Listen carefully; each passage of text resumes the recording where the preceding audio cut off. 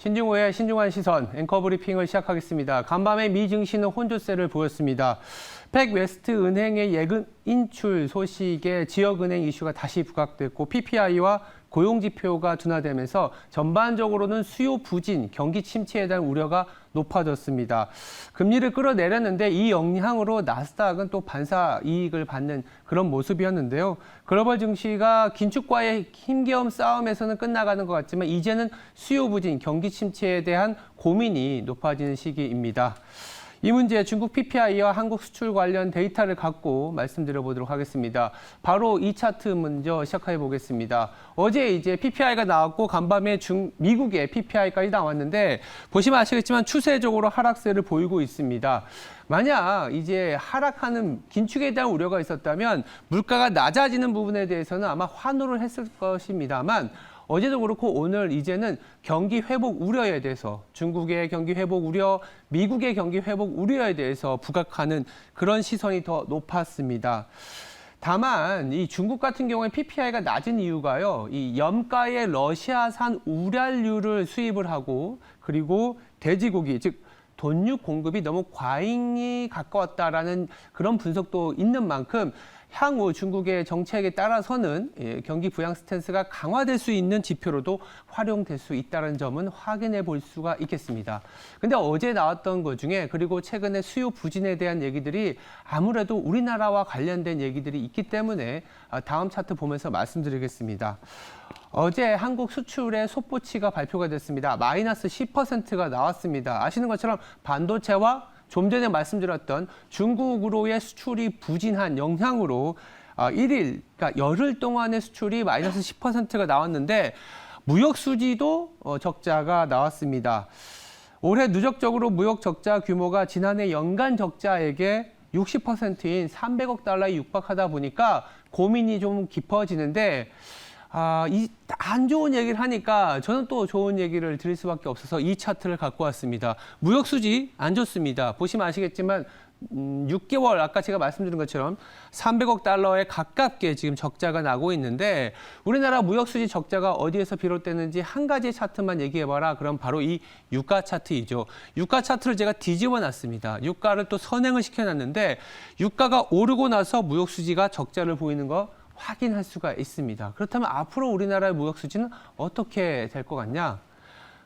유가가 하락한 영향으로 무역 수지가 빠르게 개선될 가능성도 있다. 이 차트를 말씀드리고 싶은 거죠. 그럼 무역 수지가 빠르게 개선이 된다면 수출이 늘지 않더라도 비용이 낮아지면서 무역 수지가 개선된다는 건데 우리나라 기업 실적에는 어떤 영향을 주는지 다음 차트 보면서 말씀드리겠습니다. 똑같은 차트가 아닙니다. 유가 차트는 그대로인데 무역 수지 차트를 이 기업 영업 이익률 차트로 바꾼 겁니다.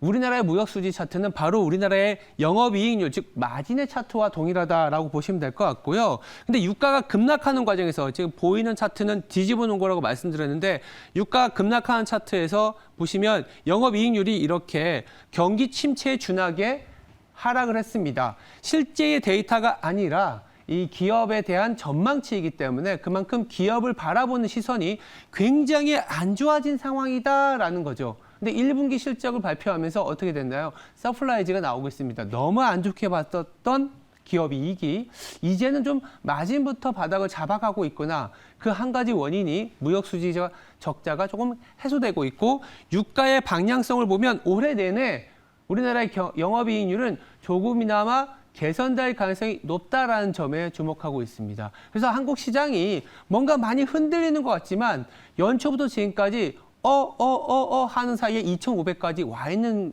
그 이유가 이런 마진이 회복되고 있다라는 점에 보시면 될 것 같고요. 그렇다면 이 다음 차트 보면서 우리나라 이익이 어떻게 될지 좀 말씀을 드려보려고 하고 있습니다. 차트가 좀 흐릿하게 나오지만 제가 한번 얘기를 드려보면 이 짙은 파란 선이 매출액에 대한 사이클이고요. 약간 왼쪽에 있는 게 영업이익에 대한 사이클입니다.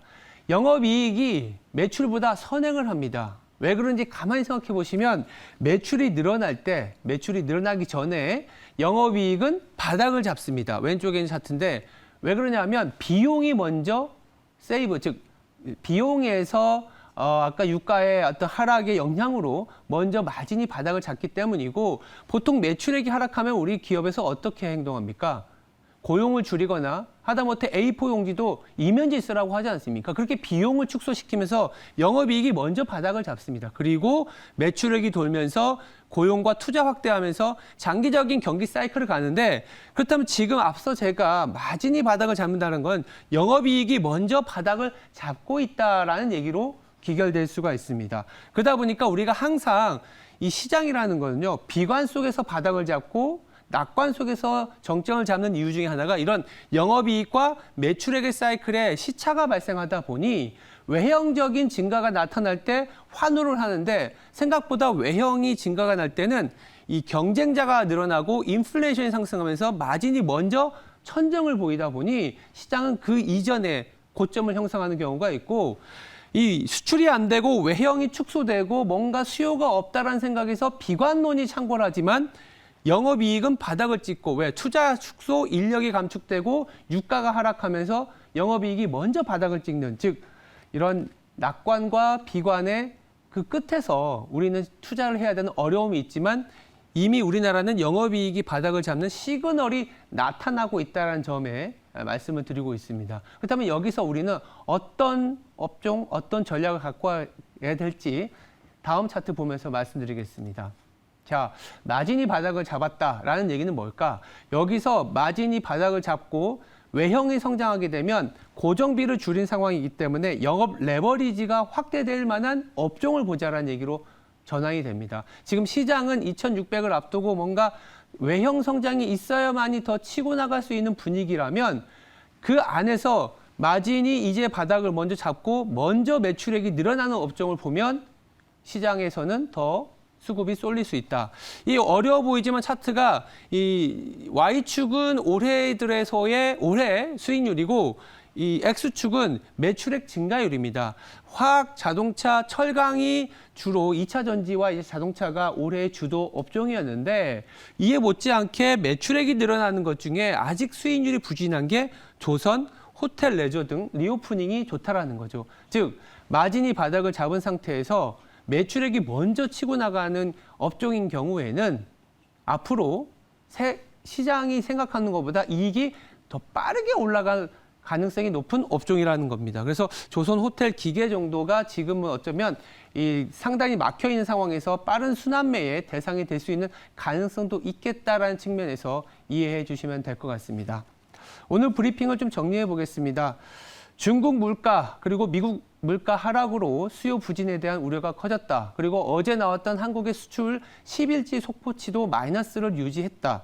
다만 이 비용이 하락하면서 마진이 먼저 바닥을 잡고 있기 때문에 마진이 바닥을 잡고 영업 레버리지가 확대되는 업종에 주목해 보자. 이렇게 결론을 내릴 수 있겠습니다. 지금까지 신중한 시선이었습니다. 오늘 하루도 성투하시기 바랍니다. 감사합니다.